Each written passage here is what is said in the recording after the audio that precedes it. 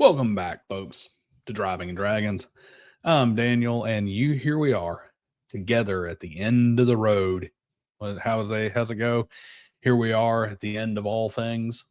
Yes, the reaction video series crossover with the alignment and TTRPG series comes to an end with Guildmaster Dan and his neutral evil D&D alignment video. So far, it's been a mixed bag, but he's had a lot more hits than he has had misses.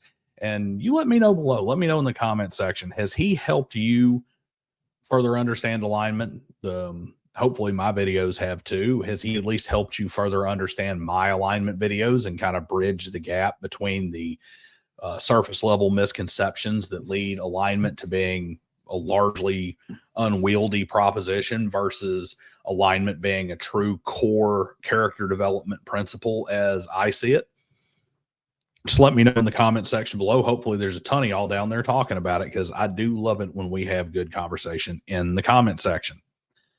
Members, patrons, and super chatters, you guys know what you do. Y'all support the channel, and that helps us support our various different projects and causes, and I very greatly appreciate it every time you do. I don't appreciate the people who like, share, and subscribe any less, though. Even the people who are just going down there and clicking a couple of buttons below the video and telling their friends about it, y'all are still doing a tremendous amount to help what I do here, and I really appreciate it. Slide on over, grab yourself a copy of Corvid Codex. It's a fantastic series. We're going to do at least the first 4. I'm hoping that it picks up and that it can go be an ongoing thing. And maybe I'll get 10, 12, 13, 14 volumes and be writing stories for you guys years in the future with groups of our friends. But if you don't have your copy, just go ahead and grab you either a paperback or a ebook. And beyond that, guys, we're going to go ahead and jump right into this and get to the neutral evil alignment, according to Guildmaster Dan, whose channel died away 9 or 10 years ago. And honestly, based on what I've seen so far, I'd like to see it come back. He's a sight better than a lot of the D&D channels out there, and a lot of the dungeon tubers just don't quite measure up to the intellectual quality of this content. So, flowers where they're due.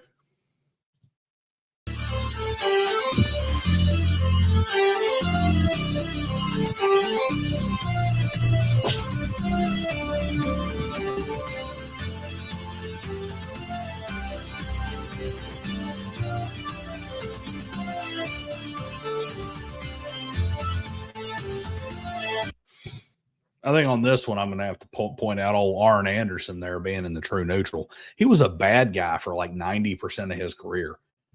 Are you kidding me? Like he was a definitive heel in the Four Horsemen, constantly helping old Ric Flair get one over on Dusty Rhodes and Magnum TA and all them other guys down here in the South. Honestly, I think he's probably lawful evil, because he works within the structure of the Four Horsemen, and then later was a WCW executive on screen. So not sure how they came up with him being neutral.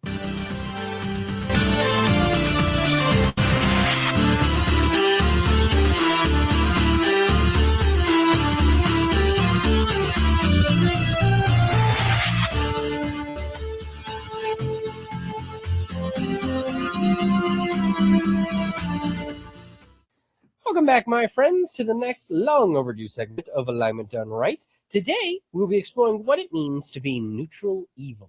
Neutral evil is interesting in that the way that it is traditionally interpreted is very similar to how many people view chaotic neutral. It is the alignment for the bastards of the world, who are out for themselves and only themselves. Traditionally, the two are thought to be similar in how characters run, only the desires of the neutral evil characters would be interpreted as more malicious than a chaotic neutral character. Both are selfish, but one's more of a prick. 8 segments into this series, we know a little bit better, don't we? When we talk neutral evil, we are discussing ambiguously principled, selfish characters. The second part of that is right on cue with the traditional interpretation. Characters of this alignment are primarily concerned with personal gain, whether that gain be material or emotional. Where we start to see some discrepancy is with the neutral aspect. As we saw with its counterpart, neutral good, ambiguously principled means we're dealing with a character who has unclear or limited beliefs. What this actually means is that regardless to what they portray to those around them, they are unsure of what they believe in, or they question what they think they do believe in. I think that's, as you guys all probably already know, not quite. Not quite. Especially when you're talking about evil. Neutral evil simply means that he is unquestionably selfish, but doesn't see a value or a method within the system or the structures that are in place that he can exploit, either because he's not in a position to exploit it or because he views it as something that is not of value to him or as a hindrance to his goals. But he doesn't rise to the level of the chaotic evil character, where the chaotic evil character is entirely focused on the moment. The neutral evil character is still going to make some concessions to the long term, whereas the chaotic evil character simply is not. But you're not going to have that long-term, planned out, structured, protecting my gains with the system style of thought that you have with your lawful evil. As with all the neutral alignments, what defines these characters is just not as clear-cut as the four extremes. To better illustrate what this sort of character would look like, let's go ahead and get into today's examples. Thanks to being raised in isolation by your mother, our first example has a deep-seated distrust for people, believing that everyone is inherently selfish.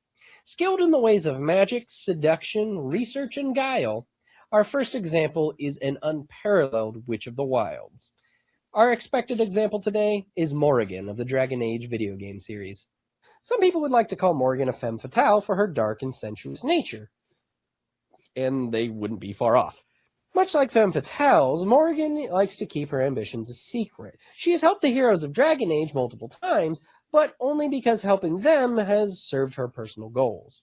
Morrigan believes that everyone is out for themselves, and anyone who claims otherwise is either lying or deluded. In essence, Morrigan believes in survival of the fittest. Because of this, it is easy to see why Morrigan is evil. She's unapologetically selfish and cynical of concepts such as compassion and selflessness. Towards this end, she seeks knowledge and power, even at the cost of others' pain. So she's evil. But, Dan, you did say the word believe an awful lot. Wouldn't that make her principled? It is true that law versus chaos is a measure of a person's beliefs, principles, and causes. However, it is a continuum. For those who are questioning or limited in their beliefs, we have neutral or ambiguously principled. Morrigan believes. And this is where he and I have a serious break, is on that neutrality there. He does sound like what he's describing is a neutral evil character, but it's not that she doesn't have beliefs or she doesn't have principles. It's that she doesn't view big picture structures and overarching enforced principles as necessary for her to, or even helpful to her getting what she wants. Believes in survival of the fittest and personal freedom. Beyond that, she has no real cause but her own. Further, it is difficult to classify these beliefs as principles because they require little accountability to hold oneself or others to. This vagueness only intensifies if the hero Ferelden courts her. In this instance, she begins to question her faith in these ideals while simultaneously fighting to uphold them. Further, add to this that Morrigan portrays herself to others as being virtuous and believing in your cause. You're never really sure what Morrigan believes in. The only real thing that her companions can be sure about Morrigan is that she's in the game for herself. Morrigan is neutral evil. Similar to our Witch of the Wilds, our next example is limited in his beliefs. Most don't even think he has any. Not much is known about our second example's history, except that the process of turning him into the prototype of a magical super soldier drove him quite mad. An eternal harlequin, the first magic tech knight, general of the Gestalian Empire, murderer of the people of Doma, and owner of one of the most iconic laughs in video gaming, our unexpected example is Kefka Palazzo of Final Fantasy VI.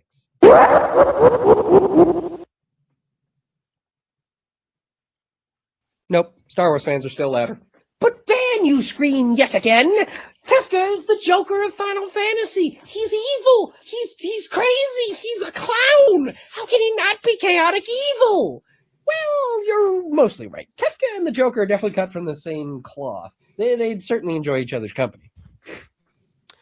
Poor Harley. It's okay! You can have Deadpool! No one's arguing that Kefka isn't evil with a capital H, but we're here to discuss his principles. You do too have principles, Kefka. They're twisted and unfocused, but they're principles nonetheless. If Kefka is like the Joker, then he's like the Joker of Christopher Nolan's The Dark Knight, where the clown prince of crime is an anarchist with something to prove.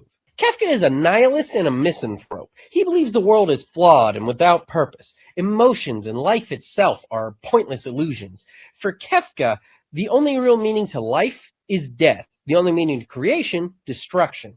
Because of these beliefs, once Kefka sees his ultimate power, his first action is to torture the world in a display of life's meaninglessness. And then he tries to end existence. His principles are insane and chaotic by nature. They almost become an oxymoron, being self-contradictory. But he follows them to a T. Here are 2 links to videos that display this chaotic principled nature. Pause the video and give them a watch real quick. Boop, boop.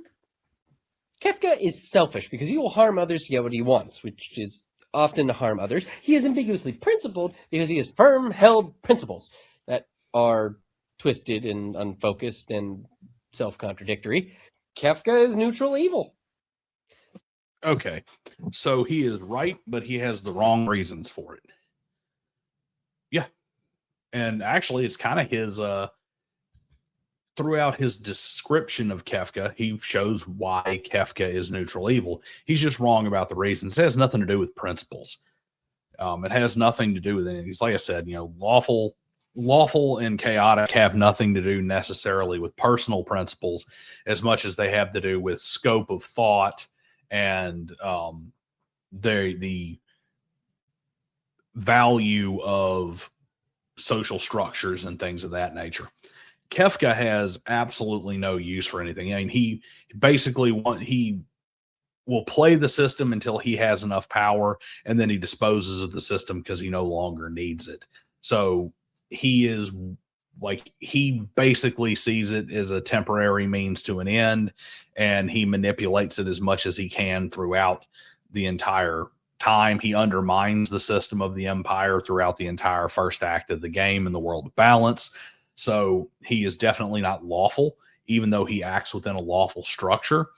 But he doesn't have that short-term immediacy of thinking that really is required of a chaotic evil villain, because it is a level of nihilism that is thought out and a need to make everyone else see that nihilism before it's gone. Is he insane? Yes, he's utterly insane. And that is just like I said with the Joker, there's actually an argument to be made for, can he truly fit within the alignment structure in that way? Because something simply doesn't work right.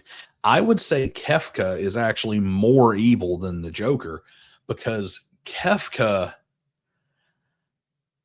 don't think Kefka is insane in the same way. The Joker is insane in the fact that his brain is fried and it doesn't function the way the rest of ours does. He's a true psychopath. Kefka is dedicated to a philosophy of pain and suffering, and everything ends in terror. And he goes about it with, he could just end the world. He could just destroy everything and have what he wants right now, but he doesn't. He can delay that gratification to have the greater gratification of first crushing everybody's hope in the world. Because at the point that you're playing as Celeste and the party's been broken up and you've entered into the world of ruin, Kefka could have destroyed the world anytime he wanted to, but he chose to delay that, having his goal immediately and having his cake right now, to being able to drag the situation out to have a more complete victory, which shows that he is not chaotic in nature. So what can we learn about the alignment from these two very different people? First is that, like the traditional interpretation, neutral evil characters are in it for themselves. Their desires are their primary cause. Second is that they have beliefs or rules that they live by. It's just that those beliefs are more like overarching worldviews as opposed to personal held limitations. So more along the lines of believing that fair fights are more challenging and thus more fun, as opposed to, say, never allowing yourself to kill your opponent when their back is turned or when they're prone. Thirdly, and this is important, that neutral evil characters can still serve causes and masters. Just because they don't believe in what or who they're fighting for doesn't mean that the other person's goal doesn't meet their own, at least for the time being. We are so close to finishing things up. We only have one more alignment to go. Come back next time as we explore one of the most misunderstood and enigmatic alignments. Next time on Alignment Done Right, True Neutral. And unfortunately, he never gets back to it. Who knows? Come on back, Dan. We've been waiting for 10 years. Give us our neutral video. If nothing else, he'll at least have his channel get tagged in these when I tag the videos for all these reactions. So who knows? Maybe by the time this all goes live, I'll come back and I will record his neutral video. Big news there. Anyway, like I said, a lot of his stuff is very, very close. And one of the reasons that I chose to do these reactions, somebody on Discord had thrown these to me to look at and said, hey, did you ever see these? And I thought you might find them interesting. And he was absolutely right. I do, because while I do think he gets some things wrong, and you can see where some things are a little threadbare and where some things are starting to come apart at the seams, at the same time, he is closer to correct about alignment than probably any other YouTuber I have listened to, which just goes to show that there are people out there who understand how this is supposed to work, or at the very least are close to it and have put in the kind of intellectual work to figure it out. So, yeah, I found him fantastic. I tell you, go subscribe to his channel and comment and all that other stuff. But like I said, dude hadn't uploaded anything in 9 years. So I seriously don't think he's coming back anytime soon, nor do I think his channel really cares that much about views, clicks, likes, or subscribes. But I'm going to tag him anyway, so who knows? We'll find out. Anyway, guys, tell me what you thought about these reactions. Tell me what I should react to next. Drop it in the comment section. See you guys next time.